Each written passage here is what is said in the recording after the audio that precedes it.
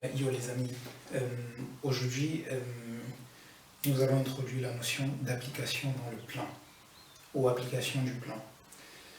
Donc pour faire simple,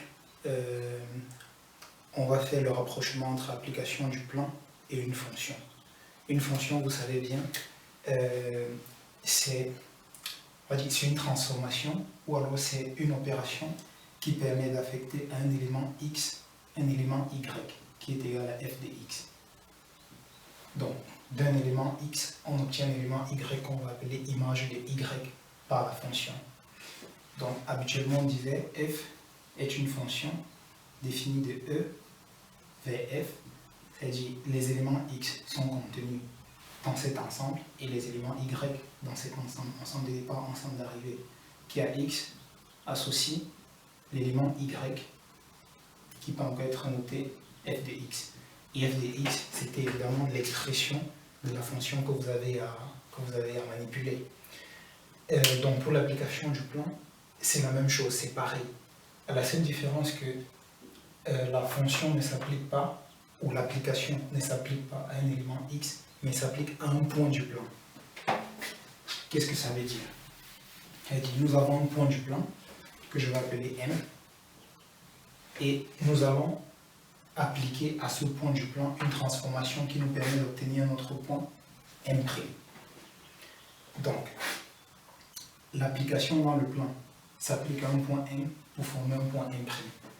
Comment est-ce qu'on représente les points dans le plan? Un point dans le plan est représenté par ses coordonnées, l'abscisse et l'ordonnée. Donc, l'application du plan s'applique aux deux et nous permet de produire une image M' qui a pour coordonnées x', y'. Donc en terminale, vous avez introduit la notion de nombre complexe, donc vous connaissez la notion de plan complexe. Dans le plan complexe, vous savez très bien que l'axe des abscisses représente la partie réelle de votre nombre complexe et que l'axe des ordonnées représente la partie imaginaire de votre nombre complexe. Donc un nombre complexe, on sait qu'on peut l'écrire sous cette forme. Alors ça a été une façon très simple de représenter les points dans le plan. Ça veut dire un point du plan qui a pour coordonnées x, y peut être représenté par ce nombre complexe z. Et on appellera ce nombre complexe z affixe de m. Et habituellement dans vos documents, vous les noterez de cette façon. Donc le point m du plan a pour affixe z. Ça veut dire dans le plan complexe, le point m a pour abscisse x et pour ordonnée y, tout simplement. Donc, comment est-ce qu'on écrira donc finalement notre application?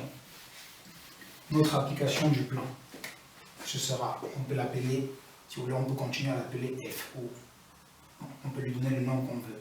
Si j'ai une application f du plan, définie d'un ensemble défini dans le plan, c'est-à-dire dans le plan, et qui transforme un point du plan en un autre point du même plan, qui a un point M, affecte le point M' tel que le point M d'affixe Z et le point M' d'affixe Z'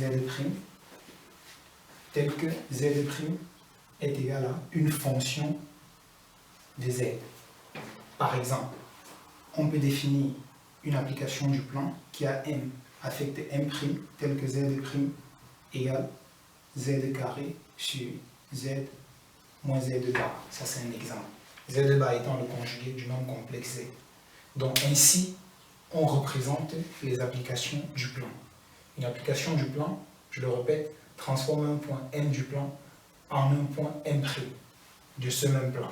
Ou pas, ça dépend. Mais dans ce cas, on travaillera avec des applications définies dans le plan et qui donnent des images dans le plan. On reste dans le plan. Donc, les Z' et la relation ou la transformation sera exprimée dans une expression comme les expressions des fonctions que nous avons vues jusqu'à présent dans les classes depuis la classe de 3e jusqu'en classe de première et qui continuent aussi en classe de terminale. Donc dans les prochaines vidéos, on va faire quelques analyses ou alors quelques études classiques qui ont l'habitude d'être appliquées sur les applications du plan en s'inspirant de cette expression. À très bientôt.